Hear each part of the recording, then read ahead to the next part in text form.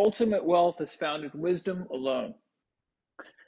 Well, hello everyone. Neil Richards here, Robert Wallace, and Kem Rondeau. I'm Senior Advisor at Axiom Wealth Strategies. Robert is also a lead advisor here at Axiom, and Kem is our Executive Assistant. Special thanks to Kem for helping getting this set up and scheduled, etc. So thank you, Definitely. Kem, for that.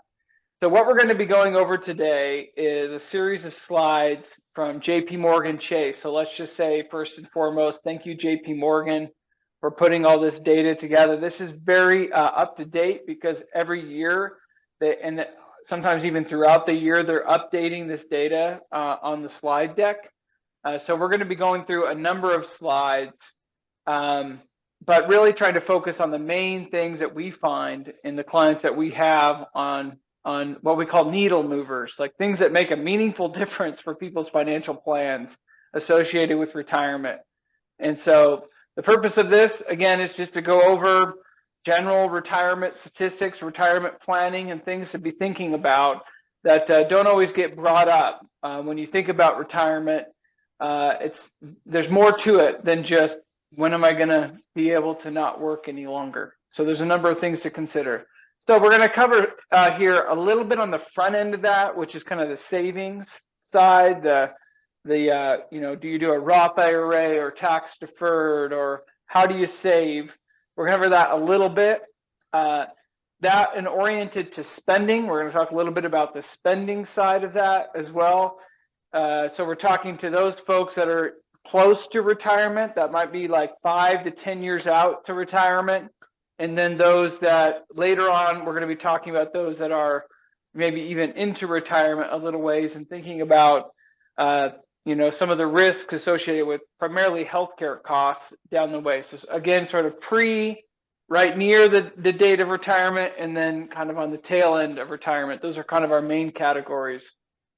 So if you have any questions, feel free to put those in the Q&A. And we will try to get those answered at the end of the webinar. We have a number of slides, so I just want to warn you that there's a lot to be that we're going to cover here. So let me share my screen, and then we'll jump in. See, here we go. All right. So again, big thanks to JP Morgan.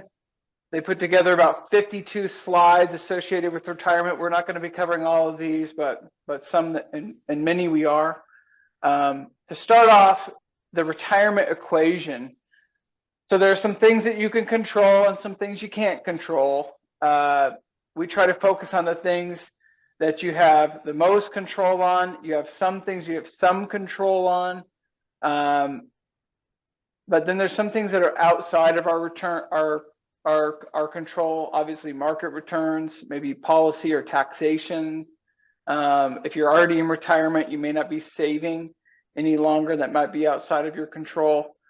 So we try to focus on the things that you do have control on. So this may be something that you have a modest amount of control on, which is your life expectancy probabilities. And Robert, as we go through this, if you have anything to add as I'm talking here, or if Kim, if we have questions come in, feel free to let us know. But I find this fascinating when you look at men and women. So women are in the purple, men are in the gray, and then a couple. And this says at least one lives to a specified age. That's in this 85, 90, 95, and 100. And then the chances of the two of them as a couple living to these various ages. So an example would be if the both of them are living here at 85 years old, or the both of them are living at 90, or the both of them living to age 100. You can see here in this lighter blue category. But the thing that should stand out to all of us is that women tend to outlive men across the board, just individually. But if you're married and at least one person making it to these various ages, if you're currently 65, So what does that mean? If you took a snapshot at age 65, that's like a typical retirement date. What should life expectancy be?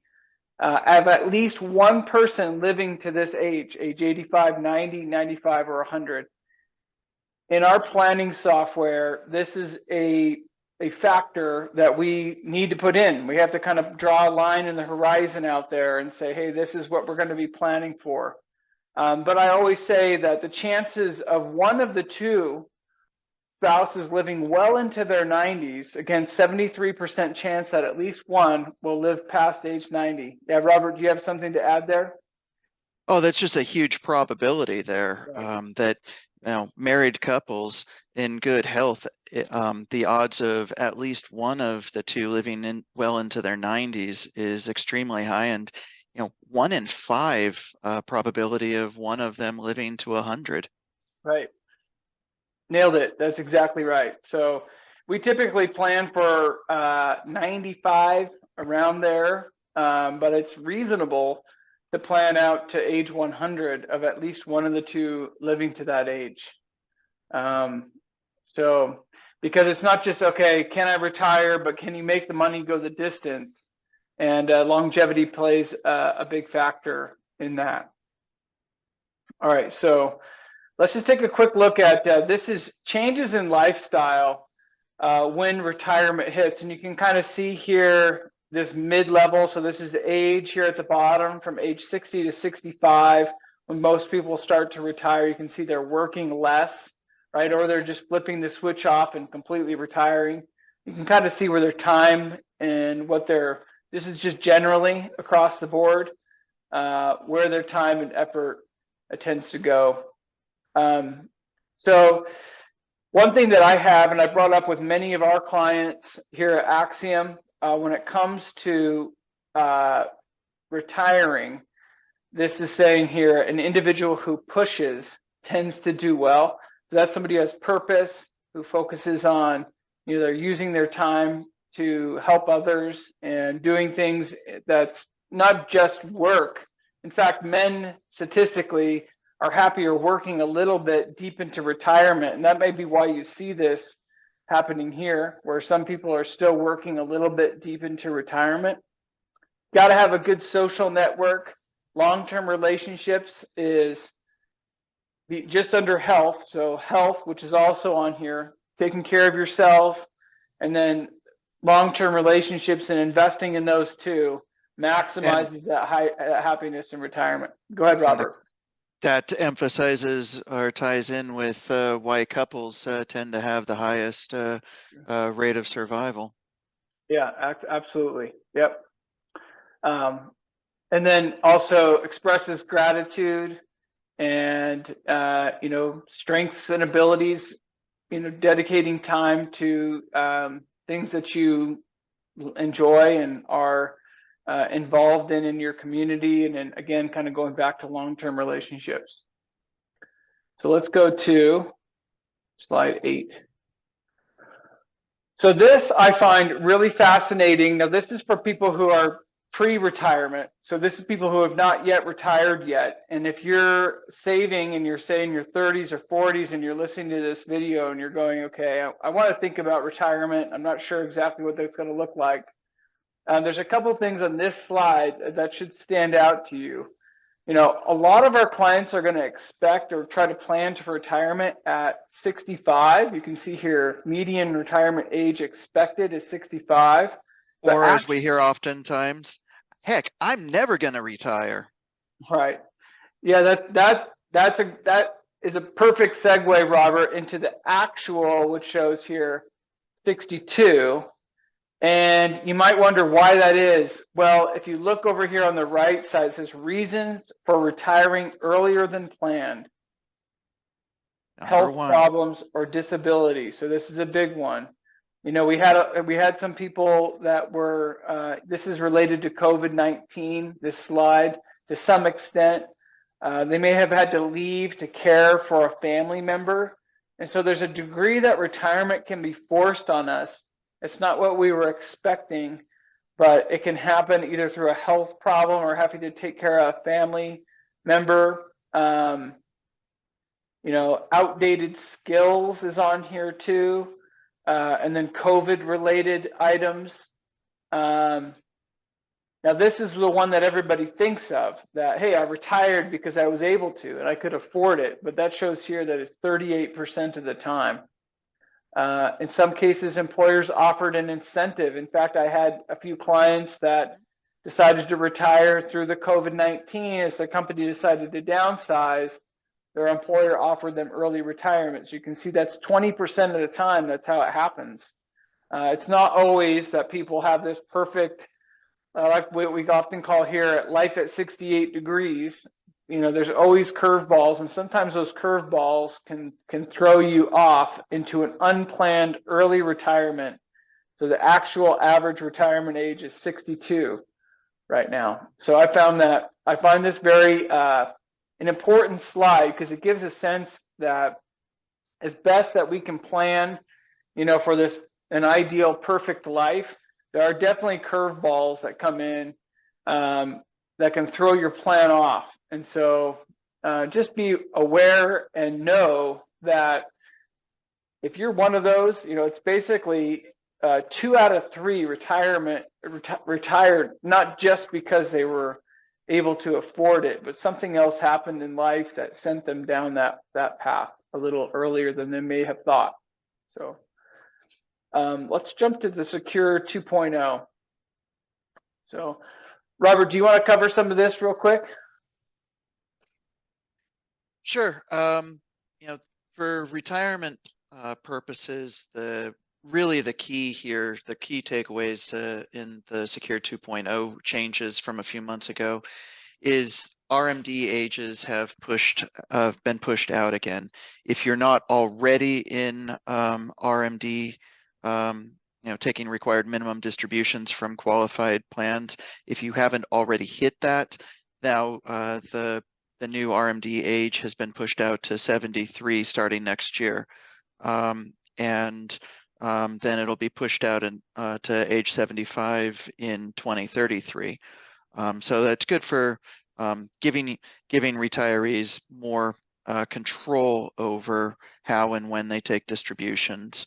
And another key here that's a recent update is that 401ks that offer the Roth provision are no longer required to take the minimum distributions along with the tax deferred 401ks on retirement plans. So that's a common sense update.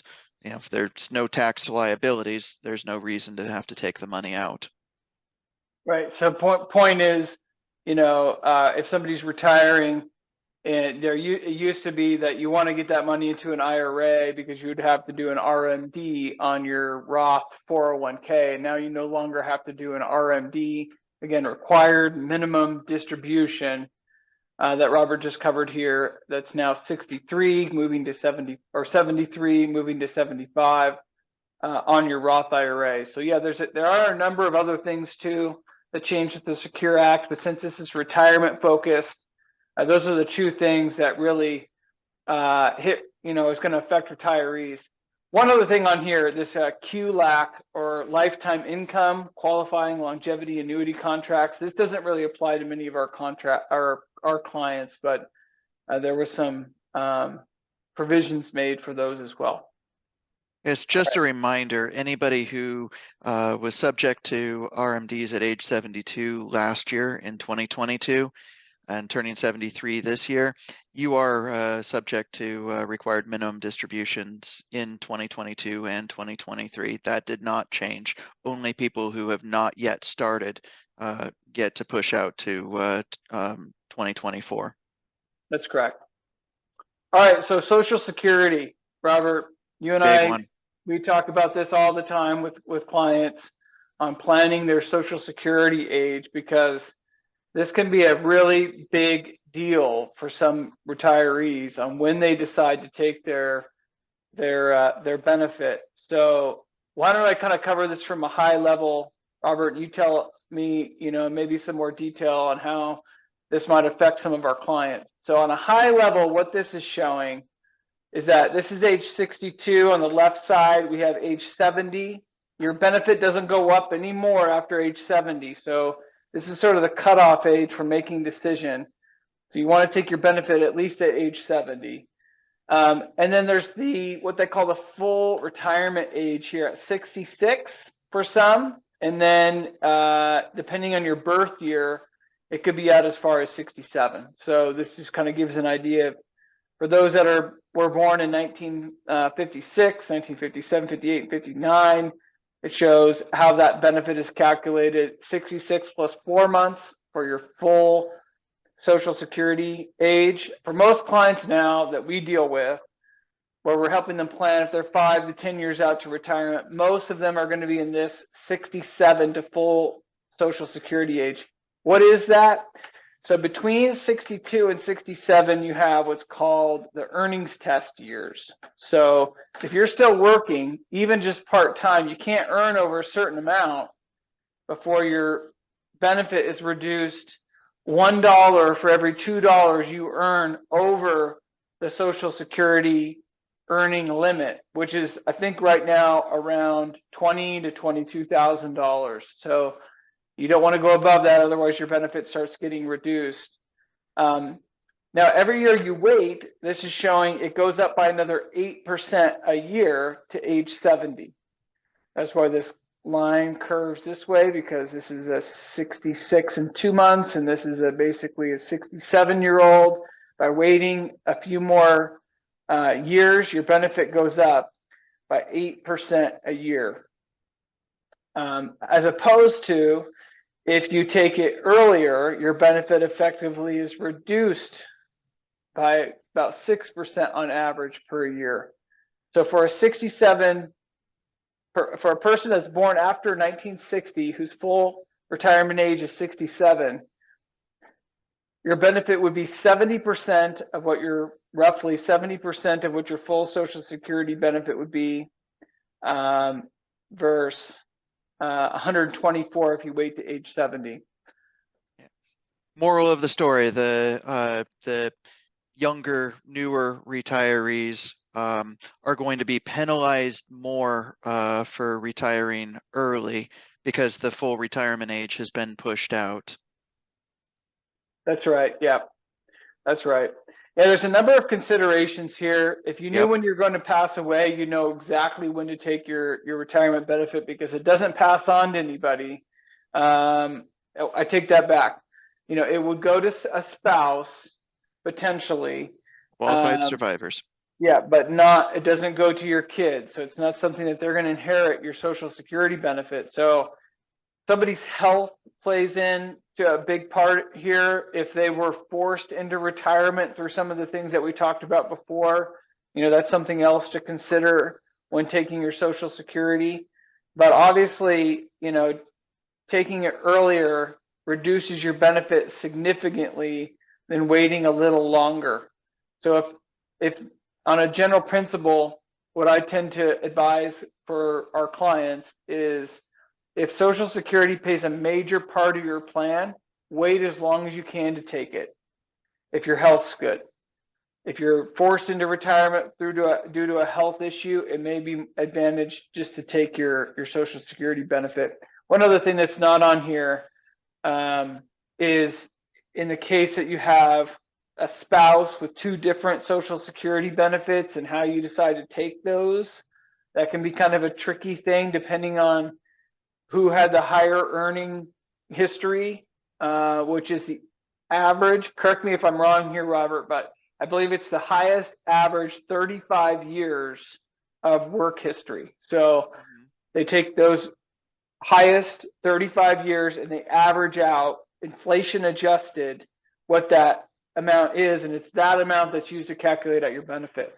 We could talk a lot about this, but we need to kind of make sure we're moving through our slides here as best we can. But we have a decision tree that can be helpful to folks.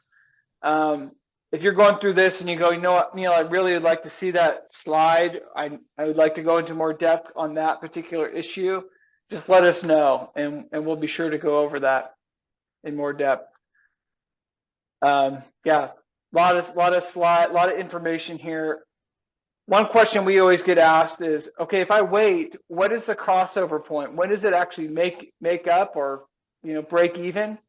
This is comparing 62 full retirement age versus age 70. Most of the time it comes out around age 81. That's why they've highlighted that here. So between 77 and 81 is when that crossover point takes place. So and we have a question, Neil. Yeah, go ahead. The question is, for Social Security, if we are both on it and I die and have a higher payment, does the amount go to my wife rather than what she earns, or does she get both? It depends. There is some it depends pieces in there, Kim, and we could literally talk for probably 20 minutes on this, but it partially depends when they were married, if they've been married their whole life, if they have 10 years, married, if they were married after, I believe it's age 60 or 62, it can make a difference on whether they're not going to, but most of the time, yes, the surviving spouse, if the spouse who deceased had a higher benefit, they will get a survivor benefit that will increase their benefit typically. Now, it doesn't always go to the same amount. In cases that, say, a spouse took their benefit at 62 and the other one waited to, say, 67 or 70 to take their benefit, you had this person took their benefit all those years. So when they get this survivor benefit, they don't get this higher age 70 benefit always. They get an adjusted amount based on that. So it's a little bit tricky, but most of the time, the answer is yes. They would get an adjustment to a higher benefit if the spouse who deceased passes. Robert, did I hit that question well enough? Yeah, there's a lot of adjustments and calculations that go into the Social Security factor, but typically surviving spouse would end up with equivalent to the higher of the two Social Security benefits. You don't get to keep both Social Security benefits, but the survivor would get an equivalent of the higher of the two, and factoring in the appropriate adjustments. Right. But there is a step up of sorts. Yep. So we could that's a whole presentation to go into the depths of Social Security. For sure. So we're going to try to crush through this and keep moving forward. Thank you. Yeah, we're going to move here now, some saving statistics. So I find this fascinating, and this is something I find a lot of our clients want to know, which is, when I do retire, how much of my income am I going to need to replace? And so this is showing somebody on their income down here on the lower level. So this is pre-retirement household income, and how much of their income is going to be made up from Social Security. So if you're in this category here, Social Security makes up a big part of your income. You definitely should consider waiting longer to take your Social Security. But you can see out here at a higher income bracket, Social Security doesn't make nearly as much. And you can see you've got to save a lot more in other forms of saving to get that goal. It also shows here when somebody retires that their actual spending compared to what they were earning pre-retirement comes down. And the taxation, the impact of the reduction of tax brackets and FICA taxes and impacts like that make a much bigger impact. Yeah, absolutely. Yeah. So as you make more, the amount that you actually need to retire on comes down. So I'd also like to throw this out here. This is for somebody who maybe is late to the game and they're wondering if they're ever going to be able to retire. So this is showing, depending on your age and your income, when you start to save, what percentage of your income you need to save if you're in these different income brackets in order to reach a goal. Power of compounding. Right. So, we all know this, but this shows, graphically, sometimes people ask, well, how much of my income should I save? Well, as always, we always say it depends. because it depends. It depends on how much you've saved up to that point, what your living expenses are, when you want to retire, and a bunch of other factors go into that. But generally speaking, in a model, diversified portfolio of a 60-40 blend, where you're saving into that portfolio over your saving years, you're going to retire at 65. This shows the percentage of your income that you need to save. So let's say we're talking to a 25-year-old that's making $100,000 a year, 10%, that'd be it. 30-year-old making the same, between 13 and 15. And most of the time we say 15% is the mean between extremes. And hopefully we catch somebody in this category. But if you're 40 or 50 and you're trying to reach that goal, you might have to save a much larger percentage of your income. So and hopefully able to. Yeah. And that could be, you can see saving a third of your income is a substantial number that almost becomes burdensome. So start early, and it's just becomes so much easier to do the earlier you start. All right, let's pivot here, Robert, to kind of going through some saving strategies and kind of into that actual retirement age. Why don't you? Well, actually, let me cover this slide. I'll let you go. We'll do the different income tax buckets here in just a second. So what does this say? This is saying that this is general advice, but it's showing here if you're early in saving in that Roth bucket, it makes such a huge difference. But there can be an advantage of tax brackets. Absolutely. You're in a lower tax bracket. It's after tax dollars being saved that grows tax free. And it's just a wonderful place to save, as opposed to if you're in a higher income bracket, which most often is the case when you hit 50 to 60. These are your prime saving years and usually your prime income years, often too between 40 and 60. It may be more beneficial to get the deduction later in your savings cycle, depending on how much you've saved to get there. And that's kind of what this is showing. And it's showing some conversions over to Roth. So here's the idea. If you're making $300,000 a year at 60 and you're behind the ball, get the deduction now. And when you're retiring and you're retired on 80, 90 a year, do a conversion at a lower tax rate and get that money into the Roth bracket later, but get the deduction now. And so it can make sense to, depending on your life cycle, how much you've saved, to vary your bucket that you save into. So Robert, why don't you cover some of these different buckets here? We are big fans of not putting all of your eggs in a single tax basket. It gives you a lot more flexibility in retirement for being able to manage your tax brackets over time. Taking out the amount of income, the amount of taxable income that you want over time in the distribution. So at the bottom, we have our traditional pre-tax dollars. It's tax-deferred contributions that have been able to grow tax-free over the years. But then when you take the distributions, then that's when the income gets taxed. And it's that impacts your adjusted gross income. It impacts your marginal tax rate, and those are also subject to required minimum distributions because the IRS figures they've been more than fair on giving you plenty of years to save tax free. Now it's time to take those distributions and pay your taxes on them. And then in the taxable accounts, these are non-retirement accounts, non-qualified plans. So these are more transactional taxes.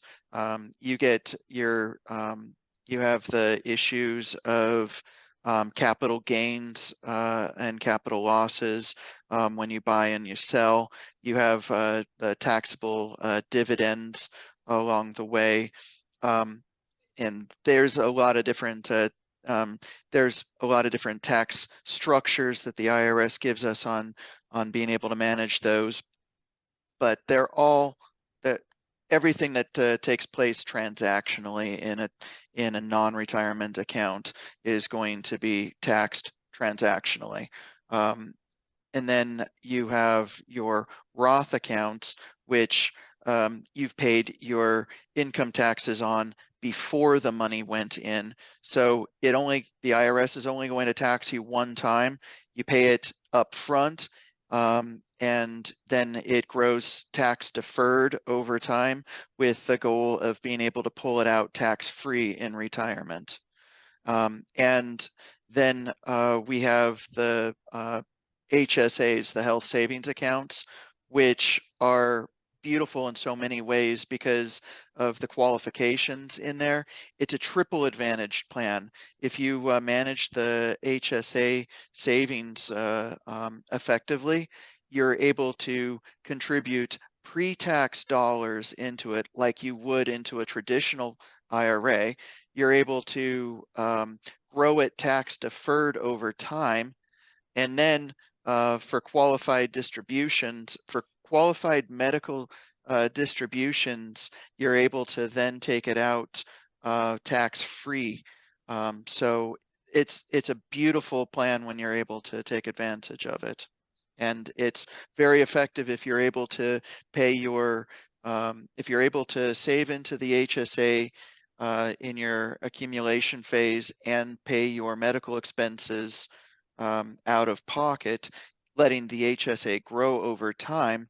I think in the slide you were just showing, Neil, that the HSA is able to, HSA savings in retirement can be then used to help fund your health expenses in retirement, which typically, as we age, our health costs go up.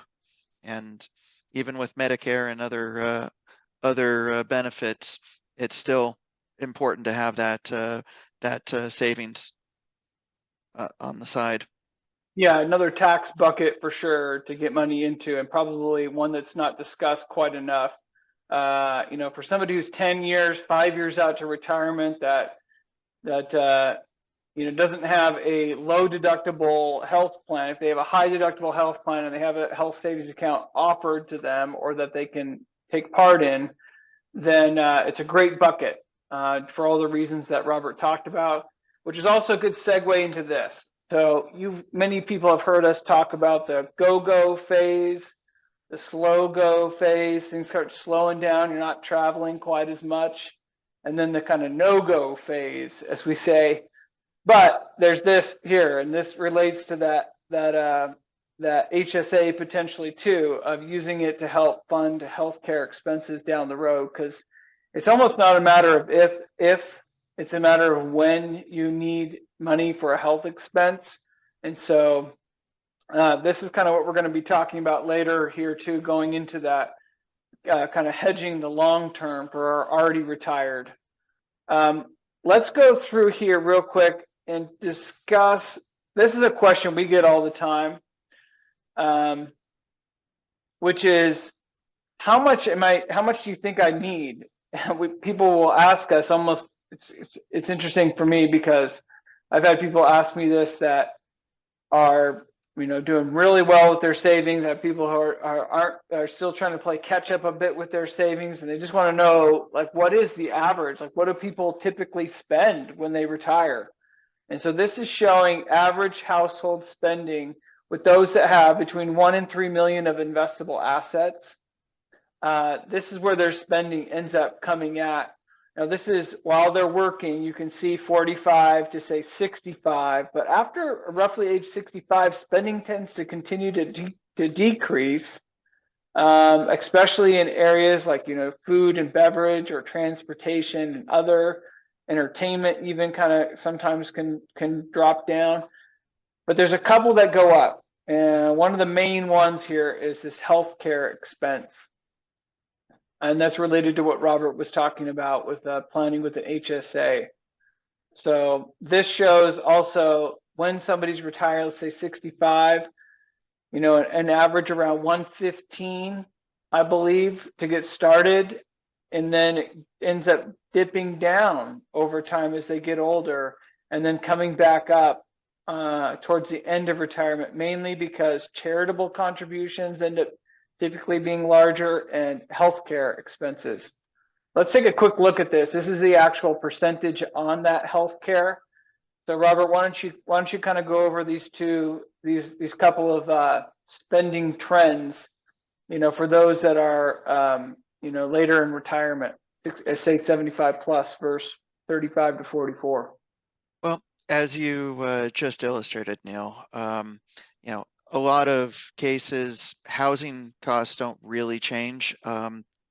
These statistics do include mortgages, so it's assuming that many retirees don't actually get their homes paid off and are still working on that. But housing cost stays the same, while food and transportation or travel costs tend to go down, while healthcare goes up significantly, and giving charitably goes up as well. So food and travel go down, healthcare and gifting go up, and then inflation, it just shows the differences between the last 30 years or 40 years and the last year. And we all know that how that one has taken a bite on us. Yeah, just showing just a lot, right? Because this is just 2022. Yeah, this factor here, the long-term trend from 1982 to 2022, 4.6 or almost 5% inflation on healthcare is likely why we see this being such a large percentage too of the healthcare of someone's budget going to healthcare. Both cost and need goes up as we age. That's right. So we're going to hopefully get to that, and we'll cover a little more on the long-term care statistics here in a moment. But this is for people who are just about to retire. Say you're a couple years out, or you're really considering whether or not you should pull the trigger on retirement, giving all these other factors, and maybe you're looking at that spending number and saying, 85, I think I might be able to pull that off. Well, it depends on your withdrawal rate from a portfolio. So this is using a 40-60 portfolio and what we call the 4% rule. What is that? It's a percentage of your portfolio being taken out each year for income. And this first chart shows how $1 million, how long that would last, taking 4% versus taking 5% versus taking 6%. And so if you look at that number and go, well, my portfolio, I've got a decent portfolio, I think I could make it work. Well, this is a big deal, and how much of that portfolio you take out each year can make a big difference in how many years it's going to last into retirement. And it's my opinion, you don't want to be flipping the coin on your retirement. You want to make a very informed decision around this topic. Robert, anything I missed on this slide that you want to be sure that we go over? Yeah, these statistics are looking at the best probability, with all those Monte Carlo simulations, the best probability of successfully keeping the money going as long as possible as you're drawing it down to zero over 30 years of retirement. It's a good guideline, just like saving 15% annually towards retirement is a good guideline, but it's that fixed number doesn't answer every single question in every situation. That's why, as financial planners, we really rely on it depends. Yeah. So go ahead. We have a question, Ken? We have a question on the previous slide. They want to know, does that housing expense on the last slide include assisted living? I don't believe. I don't think so. I don't think so. I think assisted living fits into the healthcare costs. Right. Yep. Which we'll go more into that here in a moment. Thank you. We're on this track here right now of the withdrawal rate. And what Robert was saying is that it depends on, there's so many factors to take into play on how much your portfolio can afford to take out. And one of the things that an advisor, I've found people typically know this intuitively. They're about 55, 60 maybe, and they're like, I need to get my house in order. I need to be sure where I really stand, and I need to start making a plan. And so this sequence of returns risk. So one thing people might say is, I'm just going to go with the 4%. If that's been shown to be statistic, I'll just go with the 4%. Well, this is showing, depending on when the sequence of returns, if you start and you retire on a very down year, even a 4% withdrawal on a portfolio that's 40-60 that averaged 9.5% annually. If your down years were in those first couple of years and you're withdrawing, you can see the effect that would have versus a linear type of portfolio taking a similar withdrawal rate. So it depends.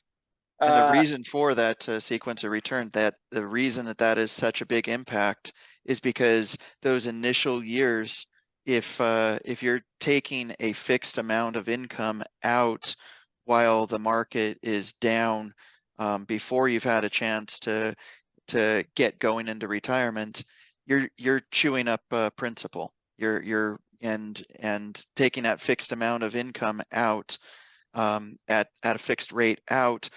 It's not going to get as much of a chance to build itself back up. You've just taken principal out of your savings. Yeah, so we tend to recommend a threshold and know where your thresholds are on the high end for income, depending on how the portfolio is done, in a low end where that may be in the first year or two or three or four, where we need to adjust the income number that we're taking because of market returns, and just have that expectation to have sort of a bit of a I guess just to know where your guide rails are on the high end and the low end of the income that you can afford to take out of your portfolio. In some cases, it could be higher, but those first years compound into the result on the long term. So it's important to get that right.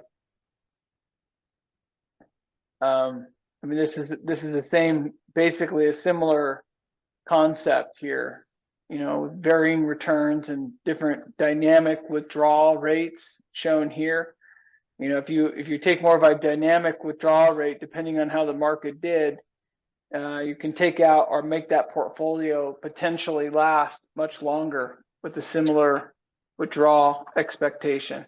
Skim the cream on good in big years and tighten up the belt on not so good years. Yep. Well, let's really take a hard pivot here again, just because our time is just coming down, Robert. It's hard to believe we're almost 50 minutes into this. So let's discuss Medicare from a high level, but we got just a few minutes. So go ahead. All right, from a 10,000 foot level, almost everybody is qualifies for and is required to sign up for Medicare at age 65. You have there is a 7-month window around the 65th birthday to sign up for it. It's good to get, you've got 3 months, you can register for Medicare up to 3 months ahead of the month you turn 65, the month that you turn 65, and then you have 3 months after your 65th birthday to get registered without any penalties. Filing for it late gives you lifelong penalties, so you don't want that lifetime late fee. It's important to get signed up promptly at 65th birthday.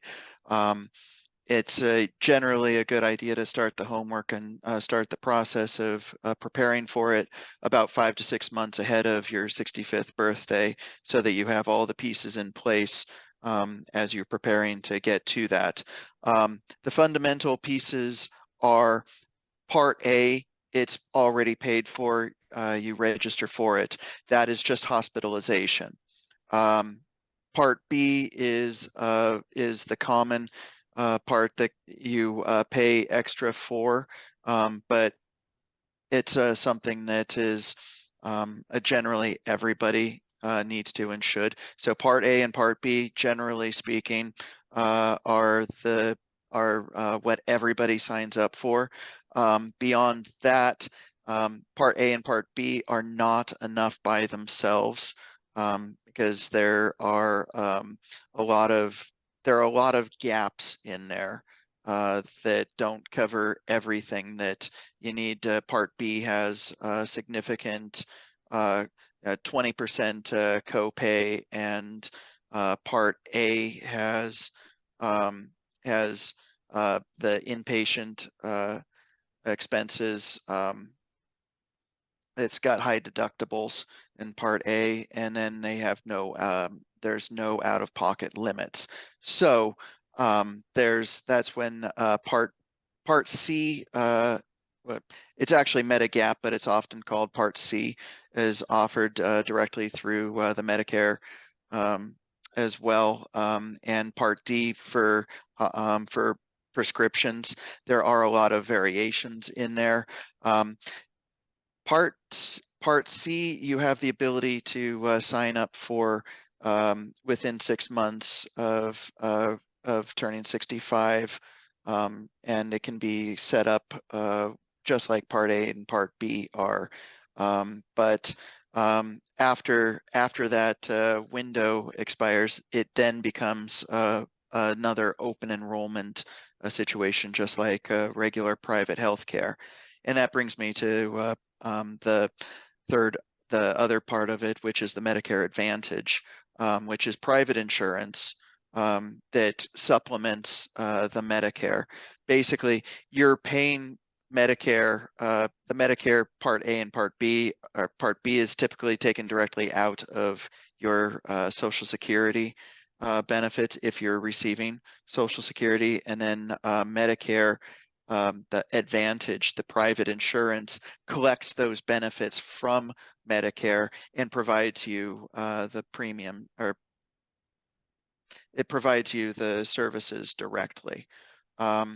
There are advantages to both Medigap and Medicare Advantage that can vary depending on an individual's health and income and their situations.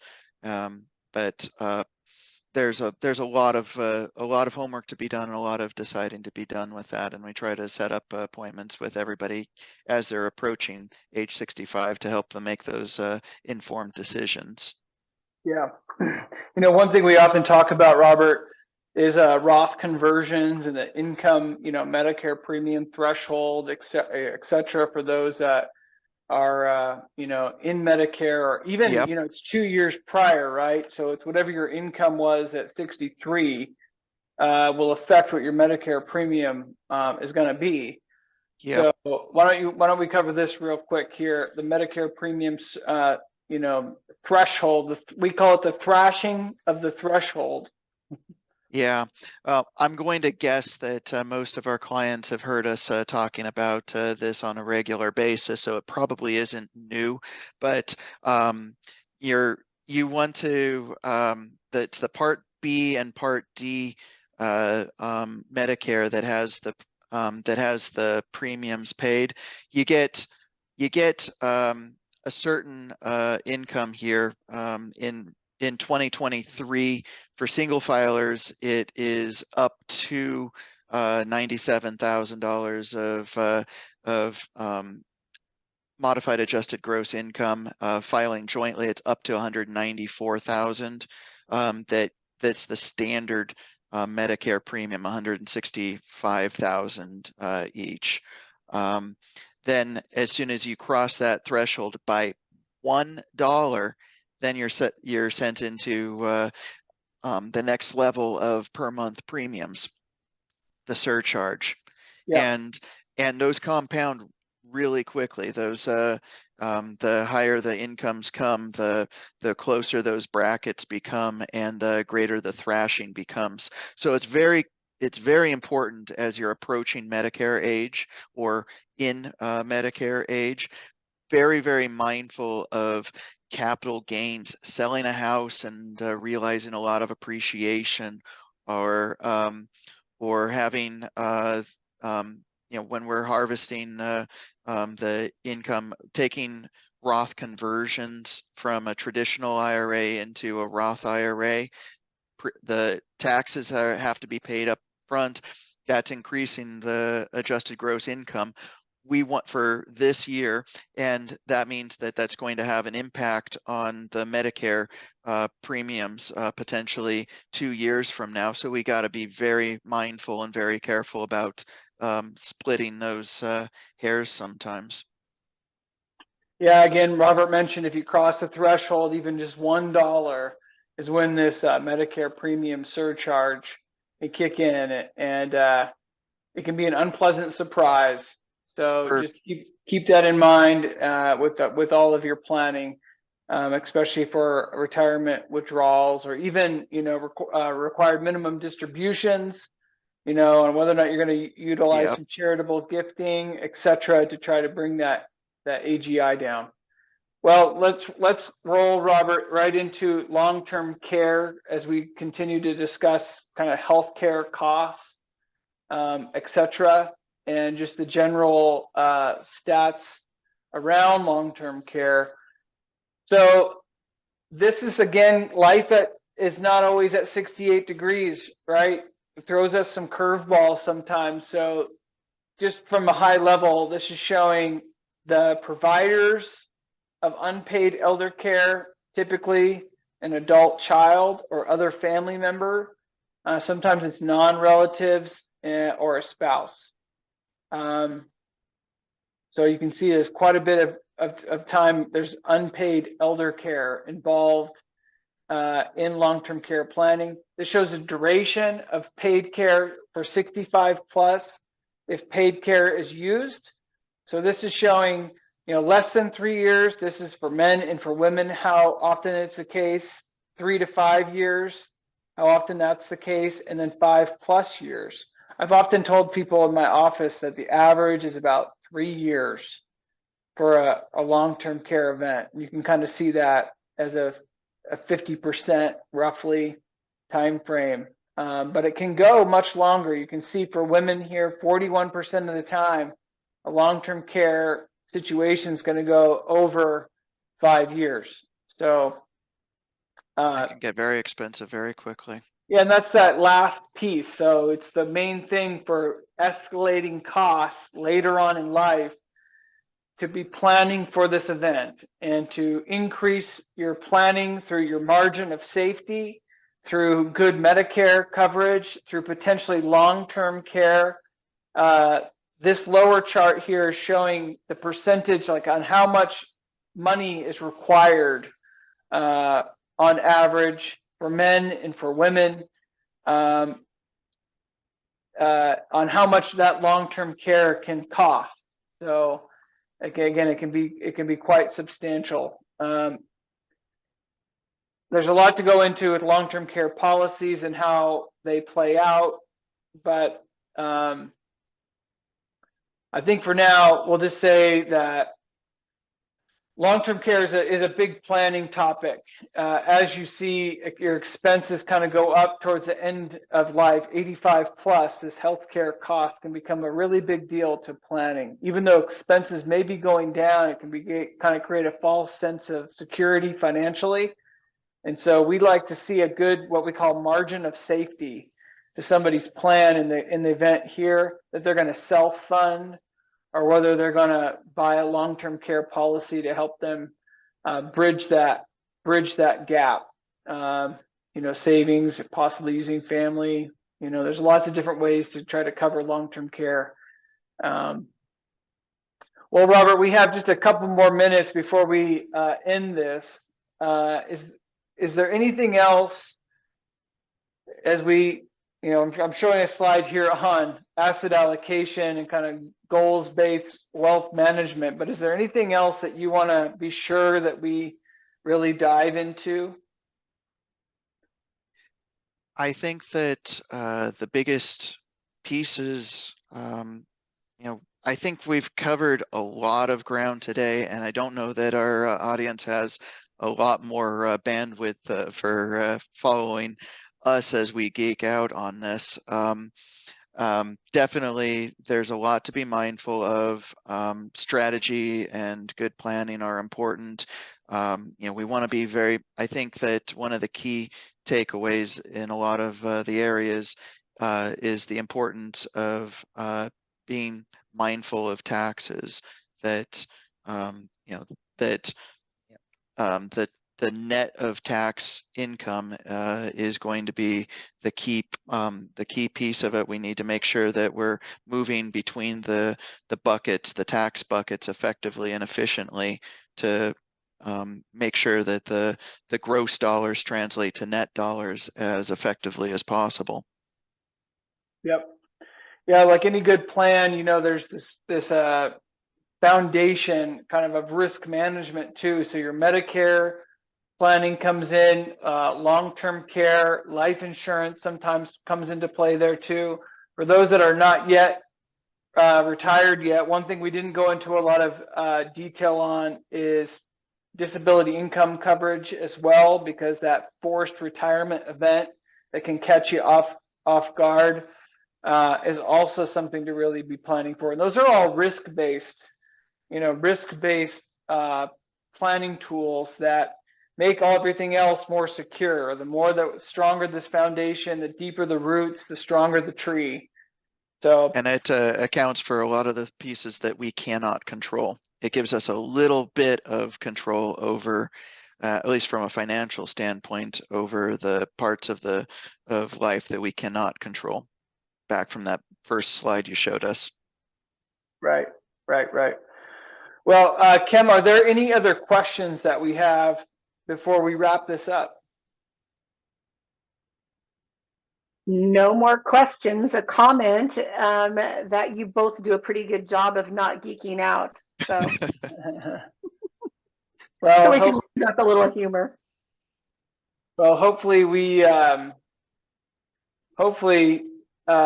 because there's just so much material here to cover, every one of these topics can be a discussion in and of itself. Yeah. Taking a little sip from a fire hose. Yeah, taking just a little sip from a fire hose for sure. So I guess with that being said, if we have no other questions, nope. There will be more in the future on these topics. If you want to hear more or want to have us go into more depth on any of these particular topics, please let us know. We'd be happy to do another webinar on the topic. And our hope is each time around maybe this time of year, we'll do another update on the retirement statistics. As I find this fascinating, just because we're dealing with these questions all the time with folks. And yeah, I find it very interesting. For anybody who has specific questions, want to dive into their own situation in greater detail, reach out to us, schedule a conversation. We'd be happy to look at it more closely with you. You just took the words out of my mouth. I was just going to say the same thing. Don't hesitate. Give us a call. Any of us are more than happy to put you on the schedule. So. All right. Well, with that being said, I guess we'll conclude unless there's any other questions. No questions. All right. Well, thanks everybody. Have a great evening. Yep. We'll Thank say you. good night.